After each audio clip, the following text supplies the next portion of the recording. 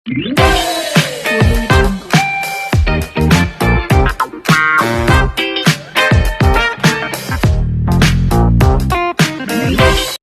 सभी को। देखिए, कक्षा 5वीं शिष्यवृत्ति का मैं आज आपको संख्या ज्ञान में कुछ प्रश्नों को बताने जा रहा हूं और उन प्रश्नों को ध्यान से देखिए और उससे समझिए। प्रश्न क्रमांक 1 है। देखिए, पहला प्रश्न है, अंतर्राष्ट्रीय संख्या चिन्हों की संख्या कितनी है? तो पहला प्रश्न है बच्चों कि अंतर्राष्ट्रीय संख्या चिन्हों की संख्या कितनी है।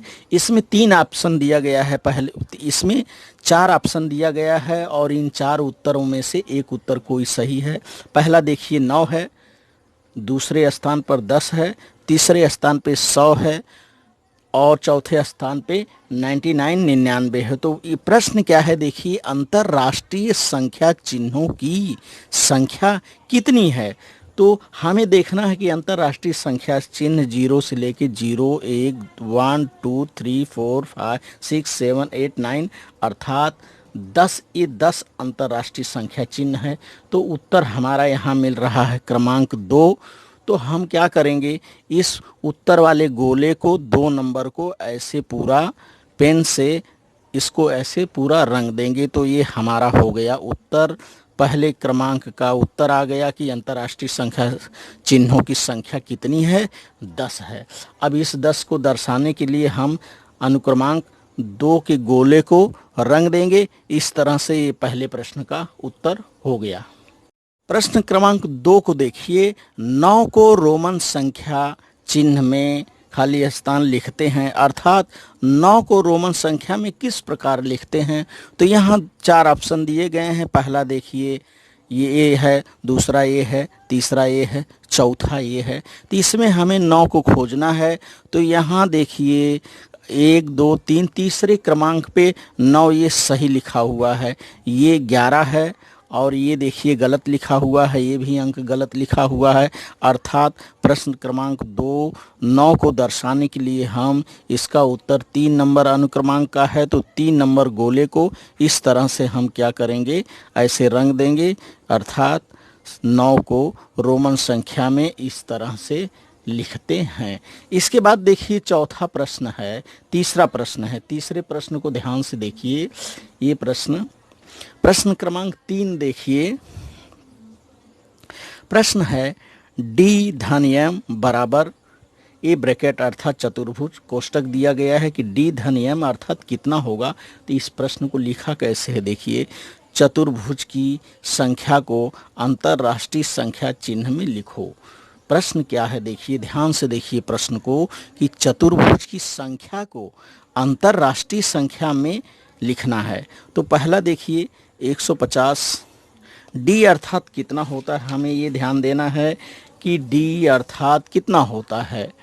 एल अर्थात 500, सी अर्थात डी अर्थात 500 और एम अर्थात 1000। तो डी का मान 500 है और एम का मान 1000 है।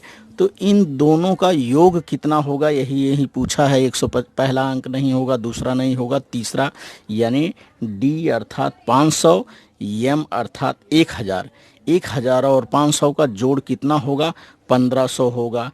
ये 3 नंबर का क्रमांक का उत्तर सही है। तो यहाँ हम 3 नंबर के गोले को इस तरह से रंग देंगे। तो ये प्रश्न क्रमांक 3 का उत्तर प्राप्त हो गया। इस तरह से अगला प्रश्न देखिए, प्रश्न क्रमांक चौथा। प्रश्न क्रमांक चौथा देखिए, एल व एम में से बड़ा अंतर्राष्ट्रीय संख्या चिन्ह लिखो। प्रश्न हमारा है, एल और एम में से बड़ा अंतर्राष्ट्रीय संख्या चिन्ह लिखो। तो हम जानते हैं कि एल अर्थात 50 होता है और एम अर्थात 1000 होता है। तो यहाँ देखिए, यहाँ एम दिया है, यहाँ एल दिया है। एल अर्थात 50 होता है, 50। यहाँ 500 दिया है, यहाँ 1000 दिया है। पहले नंबर पर एम है, दूसरे नंबर पर 1000 है, तीसरे नंबर पर एल है और चौथे नंबर पर 500 है। तो इसका उत्तर हमें अंतर्राष्ट्रीय संख्या चिन्ह में लिखना है।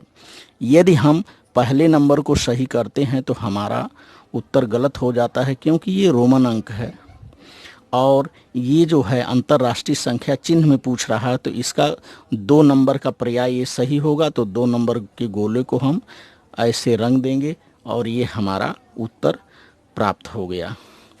इसके बाद देखिए प्रश्न क्रमांक 5वां है। इस प्रश्न को ध्यान से देखिए। प्रश्न क्रमांक 5 देखिए, रोमन संख्या LDCM को उतरते क्रम में लिखना है। रोमन संख्या LDCM को उतरते क्रम में लिखना है। पहला देखिए इसका ऑप्शन है MCLD, दूसरा है MDLC। तो हमें M का मान मालूम है कि M अर्थात 1000 होता है। हमें इनका मान पता है कि L अर्थात 50 होता है, C अर्थात 100 होता है, D अर्थात 500 होता है, M अर्थात 1000 होता है। तो हमें क्या करना है, यहाँ उतरते क्रम में लिखना है। तो उतरते क्रम में अर्थात L पहले क्रमांक पे होगा और जो M है अंत में होगा। तो हम देखिए यहाँ D है, ये वो उत्तर सही नहीं है। यहाँ C है, यह भी उत्तर सही नहीं है। और यहाँ M है, ये भी उत्तर सही नहीं है। यहाँ L है। L अर्थात प्रश्न हमारा है रोमन संख्या LDCM को उतरते क्रम में लिखना है। सबसे अंत में छोटा होना चाहिए, यानी 50 ये छोटा है। ये 4 क्रमांक का आंसर जो है सही है, इसलिए हम ये 4 नंबर के गोले को ऐसे रंग देंगे। इस तरह से ये हमारा रोमन संख्या का उतरता क्रम, ये प्रश्न का उत्तर चौथा पर्याय सही है। धन्यवाद।